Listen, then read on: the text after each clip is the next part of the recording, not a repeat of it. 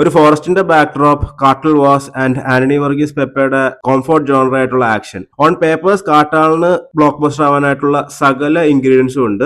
Directed by Paul George. പുള്ളി നമുക്ക് promise ചെയ്തിരുന്നത് ഒരു 2 hours of high stakes action മൂവിയാണ്. ബട്ട് ബിയോണ്ട് ഇതിന്റെ രവി ബസ്രൂറിന്റെ loud music and those stylish slow motion shots നമുക്ക് ആകെ കാണാൻ കഴിഞ്ഞത് ഒരു സ്ട്രഗ്ലിംഗ് സ്ക്രീൻ പ്ലേ ആയിരുന്നു. ഇതിൽ എനിക്ക് ഏറ്റവും അലമ്പായിട്ട് തോന്നിയത് movie was screaming background scores. എന്നെ സംബന്ധിച്ചിടത്തോളം ഒരു കൊമേഴ്ഷ്യൽ മൂവി എന്ന് പറയുന്നത് ഒരു ഫോർമുലായിക് അപ്രോച്ച് ആണ്.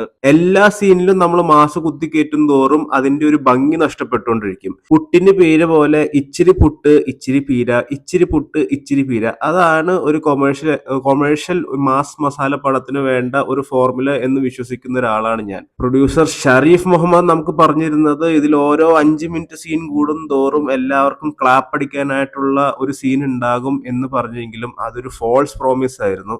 സത്യം പറയല്ല, തിയേറ്ററിലുള്ള ആർക്കും മൂവി എൻജോയ് ചെയ്തിട്ടുണ്ട് എന്ന് എനിക്ക് തോന്നുന്നില്ല. ബിക്കോസ് ഈ പറഞ്ഞ 5 മിനിറ്റ് കൂടുന്തോറുള്ള ക്ലാപ്പടിയേക്കാളും കൂടുതൽ ഞാൻ കേട്ടത് കോട്ടുവായ ഇടലായിരുന്നു.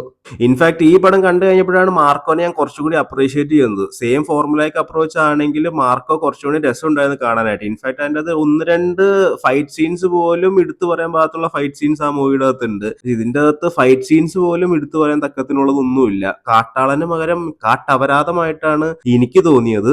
എനിക്കിതിൽ കുറച്ചുകൂടി ഷോക്കിംഗ് ആയിട്ട് തോന്നിയ ഈ മൂവിയുടെ ഡയലോഗ്സ് എഴുതിയിരിക്കുന്നത് ഉണ്ണിയാറാണ്. പിന്നെ പെപ്പയുടെ പല മാസ് ഡയലോഗ് ഡെലിവറികളും ഭയങ്കര അലമ്പായിട്ടാണ് എനിക്ക് തോന്നുന്നത്. ഒട്ടും ഇമ്പാക്ട്ഫുൾ അല്ലാത്ത ഡയലോഗ് ഡെലിവറീസ്. ഒരുമാതിരി ടെക്സ്റ്റ് ബുക്കിൽ നിന്ന് നേരെ എടുത്ത് നോക്കി വായിക്കണ പോലെയായിരുന്നു പെപ്പയുടെ പല മാസ് ഡയലോഗ് ഡെലിവറിയും. പിന്നെ ഇതിലെടുത്ത് പറയേണ്ടത് അജാനുബാഹുവായ കുറെ ആളുകൾ. അവർ വരുന്നു, മാസ് കാണിക്കുന്നു, പോകുന്നു. ഇതിന്റെ ടീസറൊക്കെ റിവീൽ ചെയ്ത സമയത്ത്, ഇതിന്റെ പ്രൊമോഷണൽ മെറ്റീരിയൽസ് ഒക്കെ വന്ന സമയത്ത് ഹനാൻ ഷായ്ക്കൊക്കെ ഭയങ്കര മാസ് പരിവേഷമാണ് കൊടുത്തിരുന്നത്. ബട്ട് മൂവിയിലോട്ട് വരുന്ന സമയത്ത് ഹനാൻ ഷാന് ഒരു ഡയലോഗ് പോലും പറയാനില്ല എന്നുള്ളതാണ് അത്ഭുതപ്പെടുത്തിയ കാര്യം. സോട്ടുവൻ കാട്ടാളിന് എനിക്ക് ഭയങ്കര വേസ്റ്റഡ് അറ്റംപ്റ്റ് ആയിട്ടാണ് എനിക്ക് തോന്നിയത്. എനിക്ക് ഒട്ടും ഇഷ്ടമായില്ല. പിന്നെ പ്രൊഡ്യൂസേഴ്സിന്റെ നേരത്തെ പറഞ്ഞ 3 പോസ്റ്റ് ക്രെഡിറ്റ് സീൻസ് ഉണ്ട്. ഈ 3 പോസ്റ്റ് ക്രെഡിറ്റ് സീൻസ് തന്നെയാണ് ഈ പടത്തിന്റെ അകത്ത് ആകെ ഹൈലൈറ്റ് എന്നും പറയാനുള്ളത്. വളരെ ഒരു വീക്ക് സ്ക്രീൻ പ്ലേ ഉള്ളത് കൊണ്ട് തന്നെയാണ് ഈ പടത്തിന്റെ ഒരു മെയിൻ അലമ്പായി പോകാനുള്ള മെയിൻ റീസൺ.